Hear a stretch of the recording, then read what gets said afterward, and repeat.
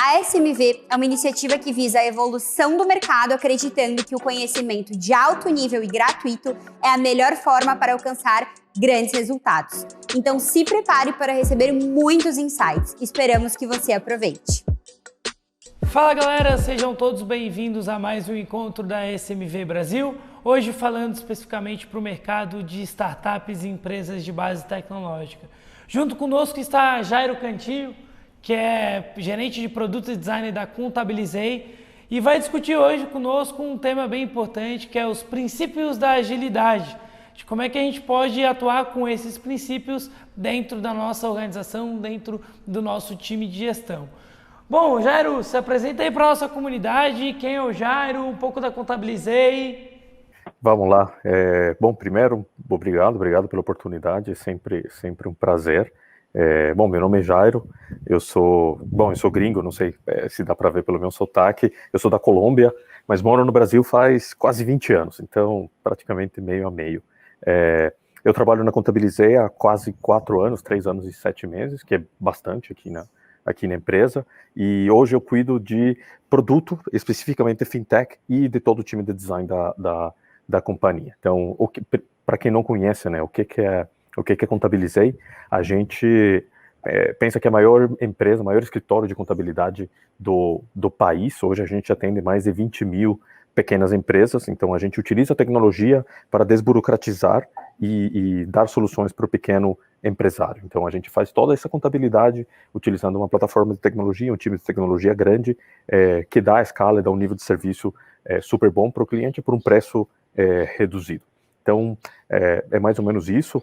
A ideia hoje é bater um papo e conversar um pouco sobre como a gente utiliza e como que a gente utiliza essa agilidade aqui na empresa. Então, o papo vai ser mais direcionado nesse mindset da agilidade do que especificamente a metodologia e se o Kanban e o backlog, etc. Então, eu sei que tem público bem variado, então a gente utiliza isso muito em software, em design. A ideia é passar como que a gente utiliza isso para que vocês consigam aplicar alguma dessas ideias nos seus respectivos negócios e empreendimentos. Pô, com certeza o Jairo tem muito a poder compartilhar aqui junto conosco. O tema, então, como o Jairo trouxe, vai ser os princípios da agilidade, para a gente poder justamente discutir aqui como transformar nossas equipes com uma escala maior, com uma agilidade maior. E, bom, já até aproveitando, Jairo, a gente sabe que todas as empresas buscam uma equipe que tenha maior agilidade, uma escala maior de trabalho. Mas, cara, afinal, o que são esses métodos ágeis que são frequentemente debatidos aí no mercado? Bom, vamos lá. Eu sempre gosto de falar que agilidade é mais um mindset do que uma metodologia específica. Então, e por que as startups se destacam? E por que a gente consegue crescer? Então, assim, pensem, na Contabilizei, por exemplo, ela praticamente dobra de tamanho todo ano, tá?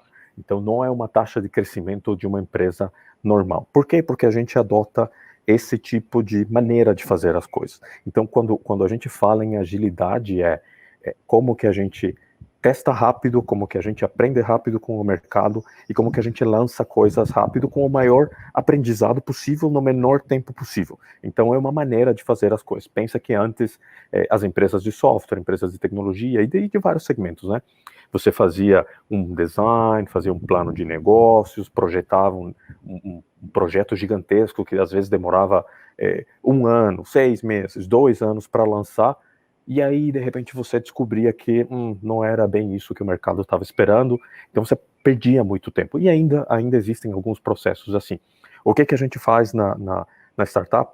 A gente tenta encurtar esse ciclo o máximo possível. Então, a gente tenta aprender o máximo possível, o mais rápido possível, com o menor investimento possível, tá? Então, é assim que a gente trabalha, esse mindset de startup. Se você for ler e estudar um pouco como que essas empresas trabalham, tem isso em comum, tá? Então, todas as empresas que vocês veem de altíssimo crescimento, elas preferem ter resultados antes do que ter um processo perfeito, muitas vezes, tá? Então, a gente investe muito em contato com o cliente, em resultados rápidos, em aprendizado rápido, em dados, como que a gente mede esse sucesso. Então, essa metodologia, esse mindset, tá no time, e tá na companhia, tá? Cara, com certeza aí, Jair, eu concordo pelos teus argumentos que antes da gente pensar em algumas, digamos assim, algumas receitas, né, alguns padrões em termos de processos para pensar em trazer agilidade para dentro dos nossos negócios, antes disso é importante pensar quem está dentro desse processo e trabalhar muito o mindset, como tu comentou. As startups, as empresas que geralmente têm uma base tecnológica, elas tendem a trazer isso dentro da nossa cultura, dentro do dia a dia. Como é que vocês estão aplicando essa cultura, esse mindset aí dentro da Contabilizei na prática, no dia a dia? Vamos lá. É super importante isso que tu comentou do mindset, né? E eu queria dar um exemplo que está super vivo aqui, que é o caso do Covid, né?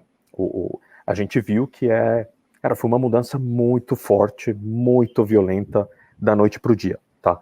Então, não tem um método que ele te diga, quando acontece alguma coisa assim, você reage desse jeito. Mas se o mindset da companhia, ele é ágil, ele é propenso às mudanças, para a gente é muito natural como que a gente reagiu, tá? Então, no exemplo do Covid, uma das nossas vantagens é que a gente já era tudo online, então praticamente da noite para o dia o time inteiro foi para home office, mas a gente reagiu muito rápido. Então, a gente parte do princípio que esse mindset ágil, a gente como companhia já sabe que nada é fixo, tá? Nada é fixo.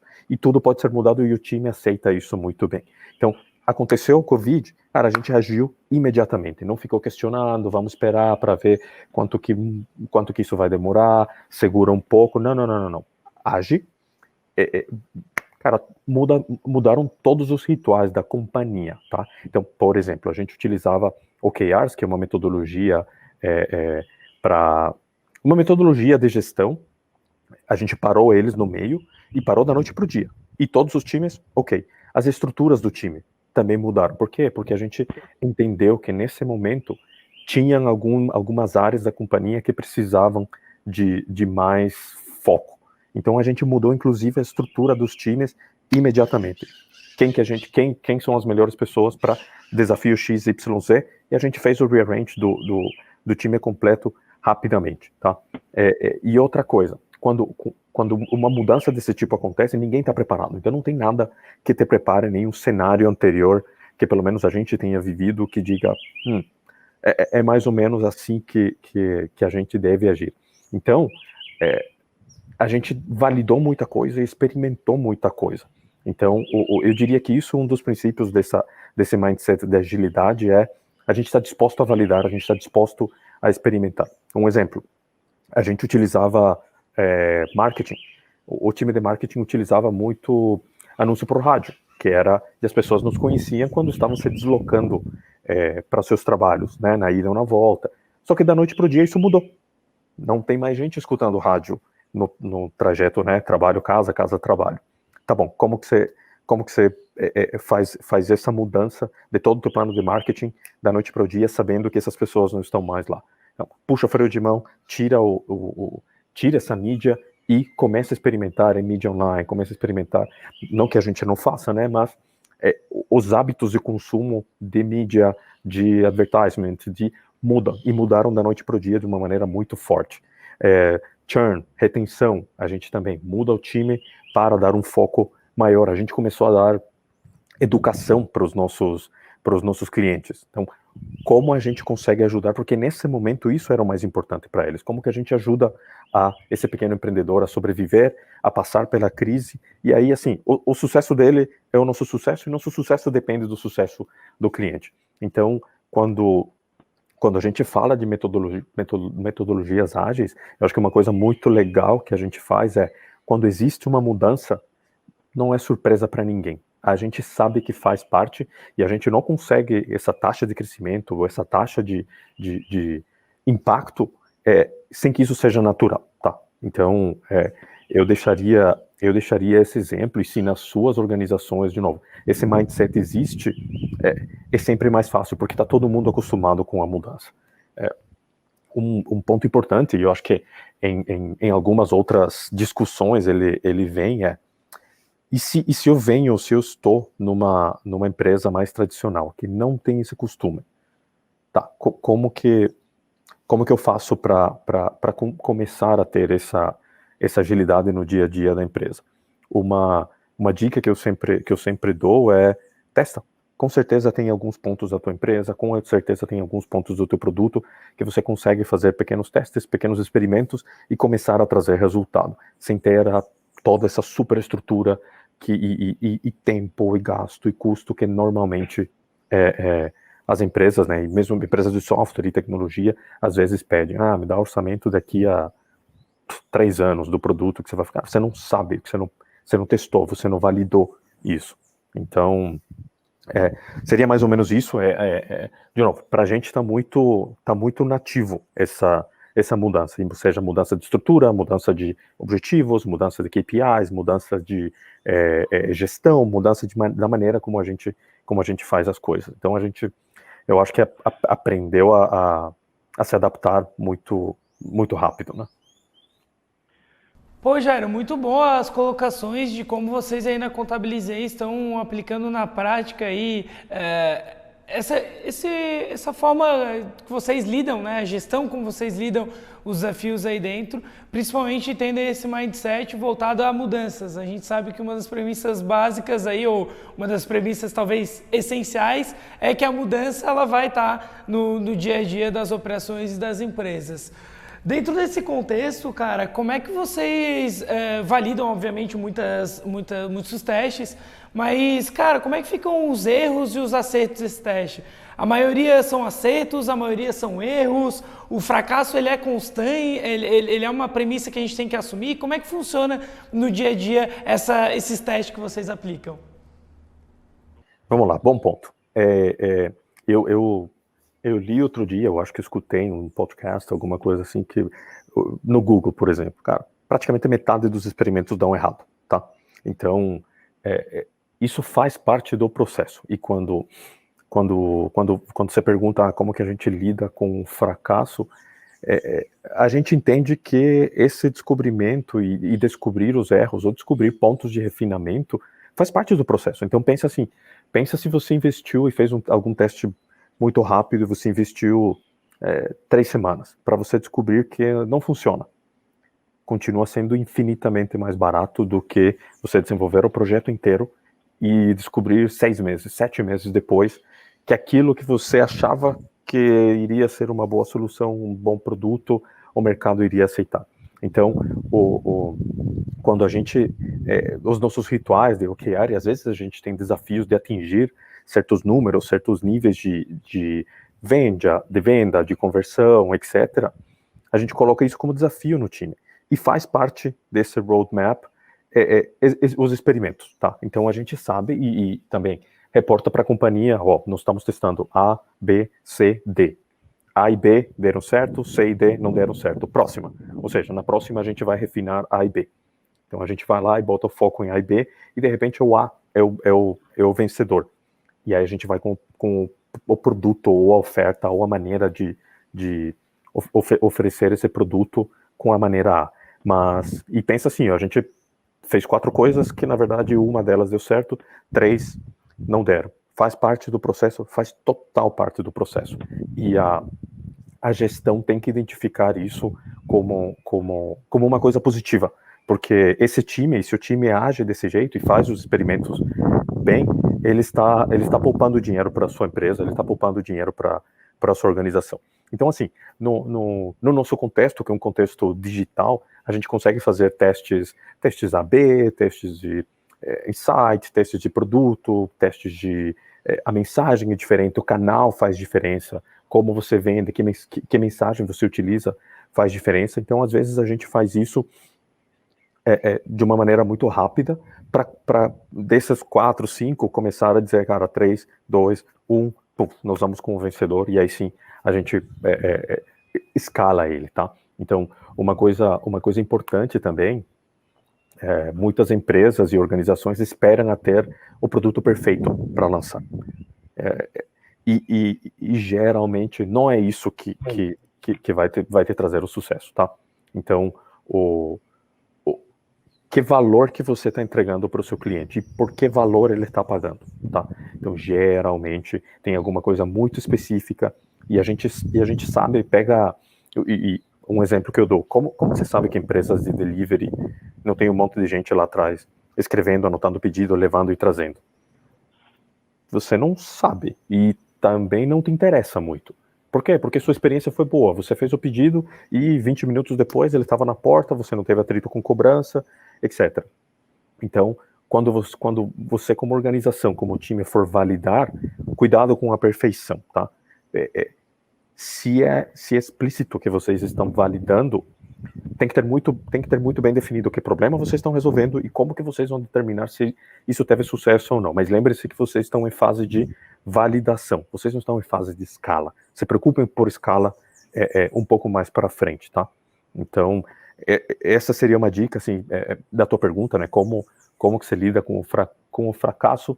Eu acho que fracasso é uma palavra muito forte, acontece sim, mas entendendo que isso faz parte do processo de aprendizado e de lançamento ágil, de lançamento rápido. Pensa que você está aprendendo um esporte ou uma disciplina, qualquer coisa. Cara, ninguém acerta tudo de primeira, então você está aprendendo a andar de patins.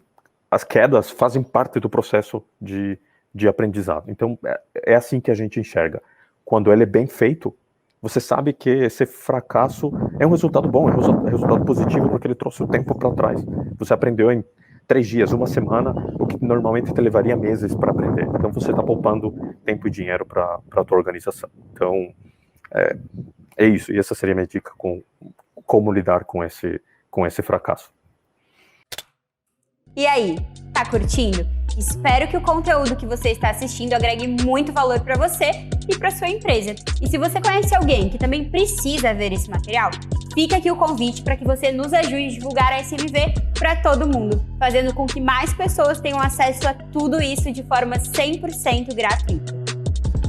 Ótima reflexão, Jairo, até porque quando a gente fala mais voltado até para o mercado de startup, de validação, quando a gente vai validar um produto ou um novo serviço aí para o mercado, a gente acaba sempre querendo gerar a melhor experiência para o cliente, mas nem sempre essa melhor experiência ela vai ser atingida no primeiro momento. Mas a gente tem que ter claro que o que a gente quer gerar desse ponto de valor lá na ponta do cliente e garantir os princípios básicos, né?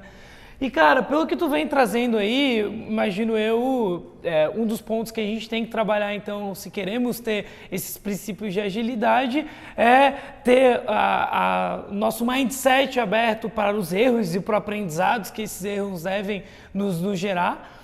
O outro que não deve ser tirado para escanteio nesse momento é que é um processo de construção, né? Então, os testes, eles vão sendo feitos a gente vai testando ponto a ponto e um conjunto de testes podem nos direcionar o melhor caminho e a melhor solução, mas não é da noite para o dia e sim com base em muitos testes.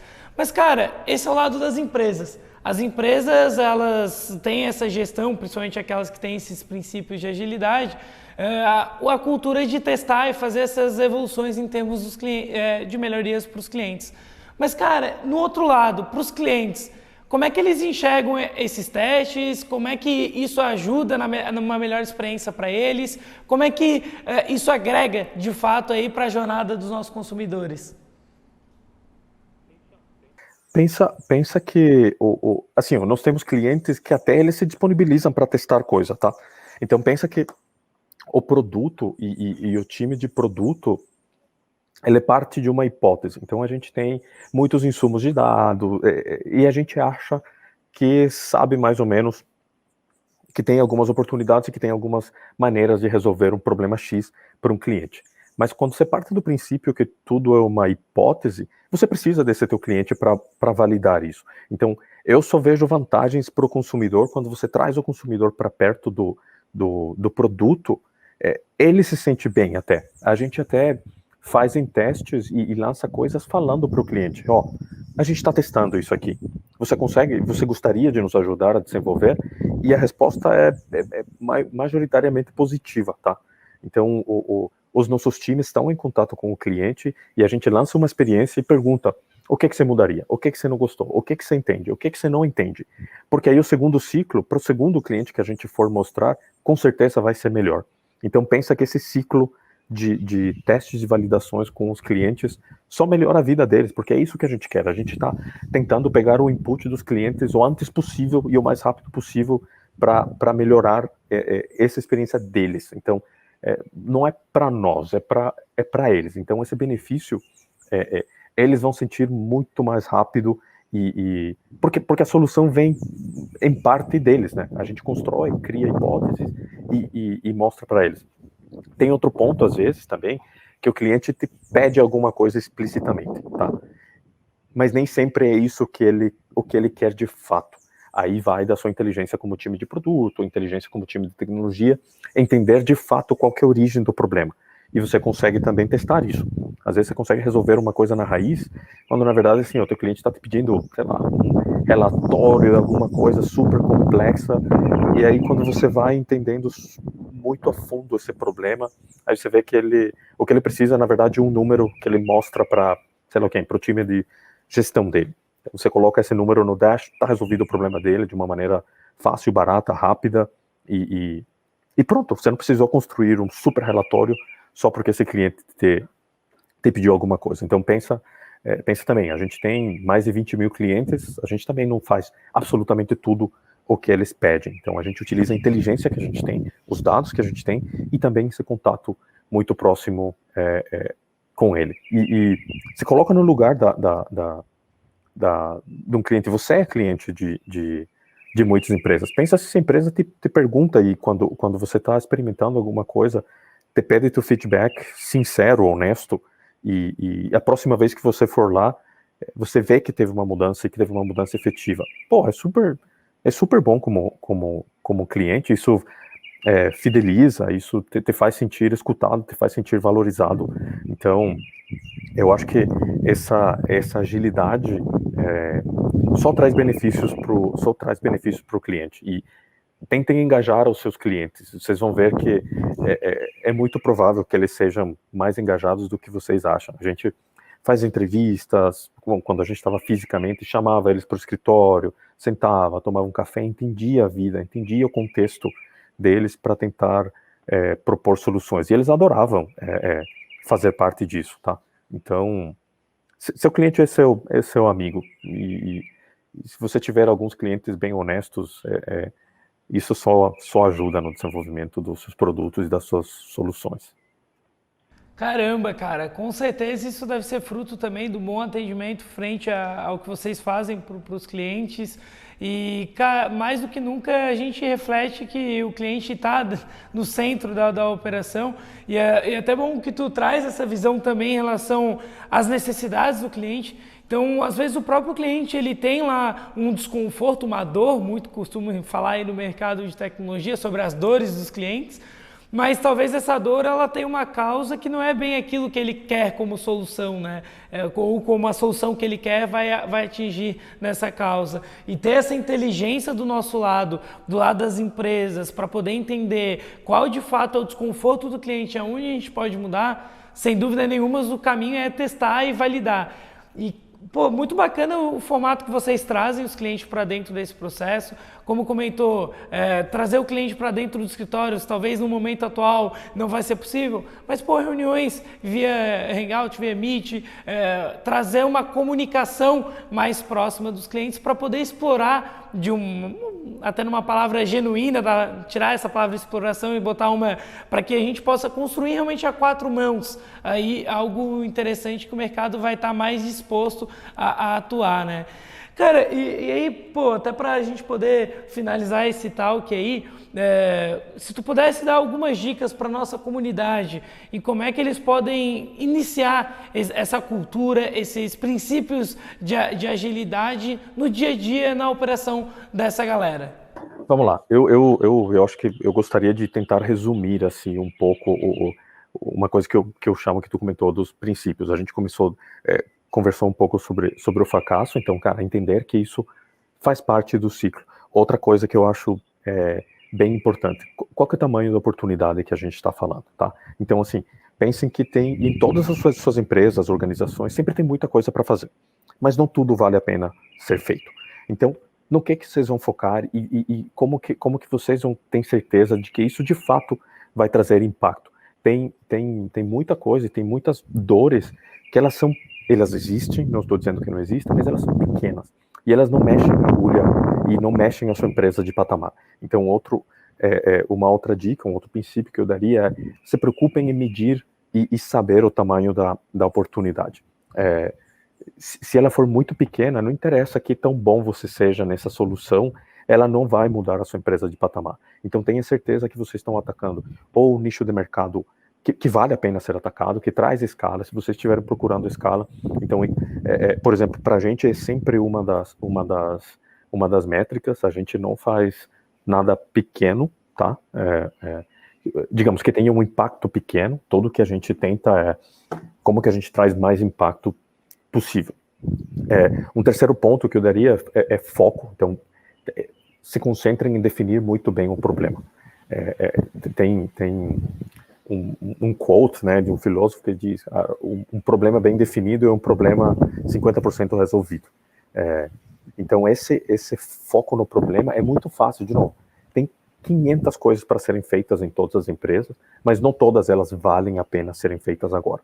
Então, o que vai mudar de patamar a sua empresa? Você precisa de uma escala maior, você precisa de uma melhor qualidade no atendimento, você precisa de uma maior geração de receita em uma determinada área, né, da cidade, do país, etc. Então, que problema vocês estão resolvendo? Seja muito e gaste muito tempo definindo esse problema.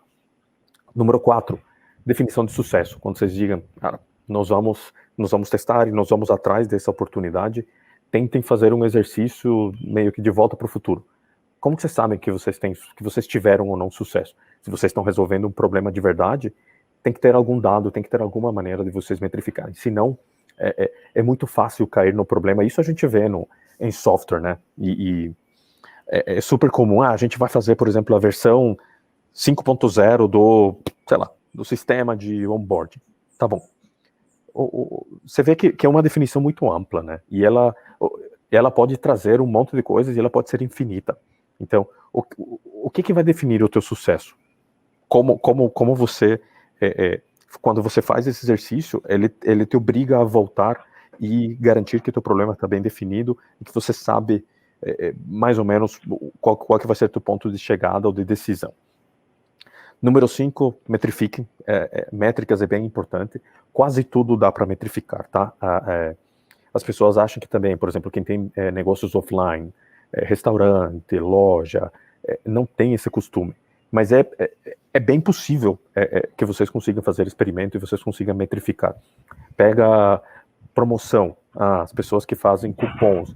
Cara, lança 100 cupons, veja quantos que eles voltam de fato. E aí você vai tunando, mas a tua métrica, ela vai te servir para tomar decisões desses 4, 5 experimentos que você fez, qual que foi melhor, mas sempre tem que ter um fundo de dados. A gente, como companhia, investe muito em dados e sempre tenta que todas as nossas decisões sejam baseadas em dados, tá? Outro ponto, escala. Se preocupe com escala mais para frente. Primeiro, garante que seu problema está bem definido, que seu problema está bem resolvido, mesmo que seja manualmente, tá? Uma coisa que eu converso aqui com o time muito, a gente fala, tipo assim, se para o cliente parece automático, então é automático.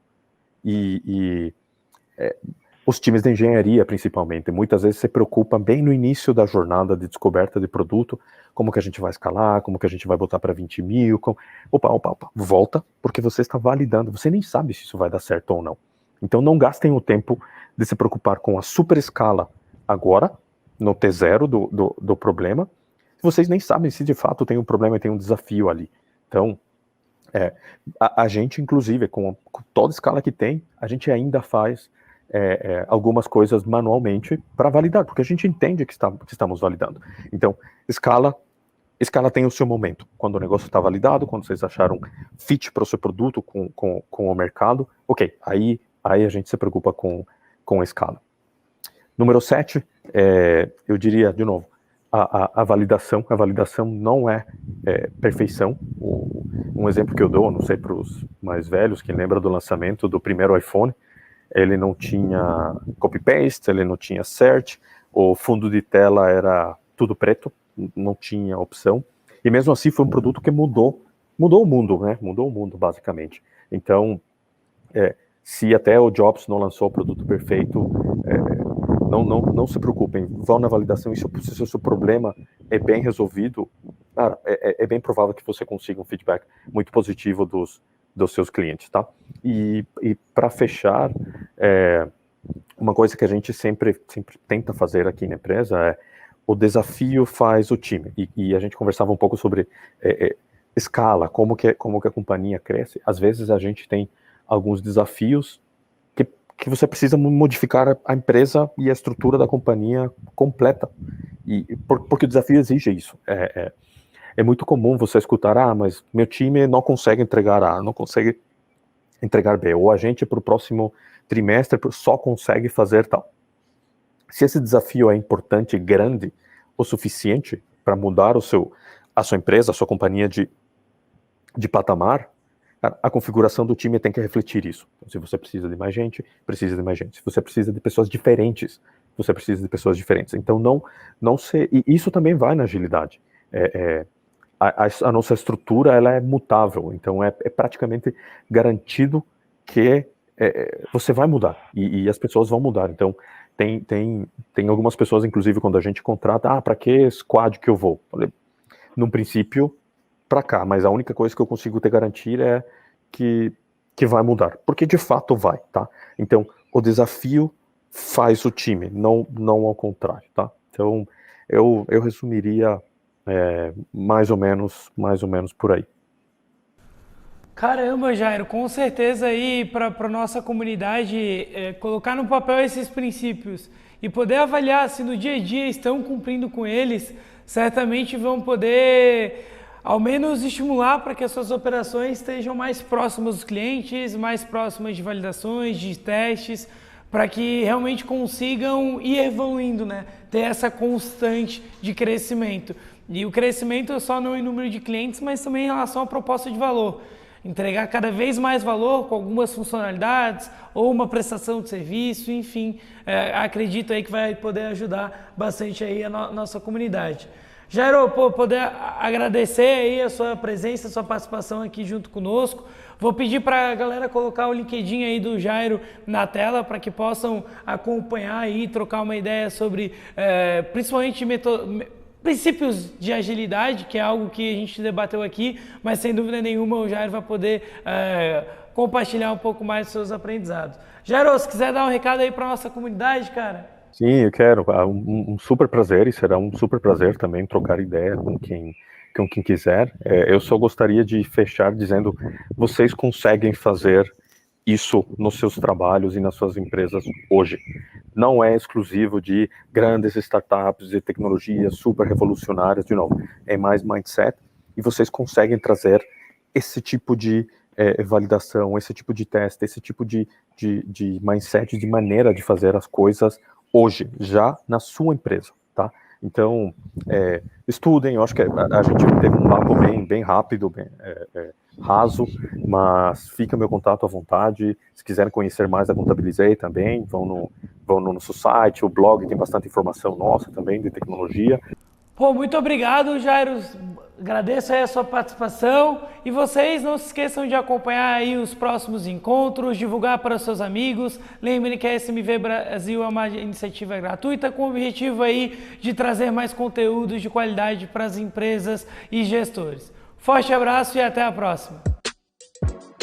Espero que o conteúdo que você acaba de assistir aqui agregue muito valor para você e também para sua empresa. E se você conhece alguém que também precisa ver esse material, fica aqui o convite para que você nos ajude a divulgar a SMV para todo mundo, fazendo com que mais pessoas tenham acesso a esse conteúdo 100% gratuito.